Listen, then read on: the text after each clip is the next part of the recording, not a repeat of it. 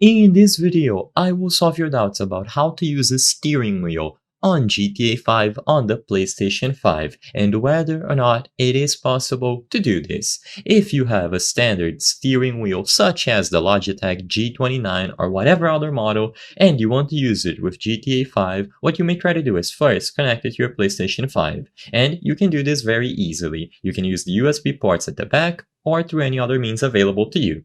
However, once you get inside of GTA 5, you hop into a vehicle, you go over to the driver's seat, and you try doing any sort of motion on the steering wheel, you press the buttons, or any sort of commands, nothing will happen. So as of today, do you have to enable something inside of the game settings? Do you have to download an update? Do you have to do it on story mode online? Or is it completely impossible to do this? Do you have to get a specific model compatible with Rockstar games and GTA 5?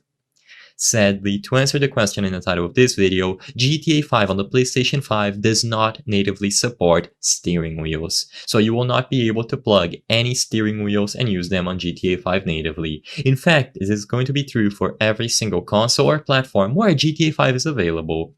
The only method to get a workaround to this is to play on PC, because on PC you can have access to mods that will make them compatible. But if you are doing this process on a PlayStation 5, because of the fact that there is no official support and Rockstar already moved on for GTA 5, there is an extremely slim chance that support is going to be added, unless it is on high demand or they add some sort of new game mode related to driving.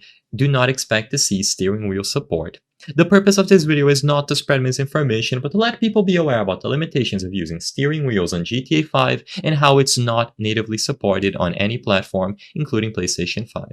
If this video cleared up any questions that you had, please be sure to leave a like and subscribe for more very easy tips. Thank you for watching.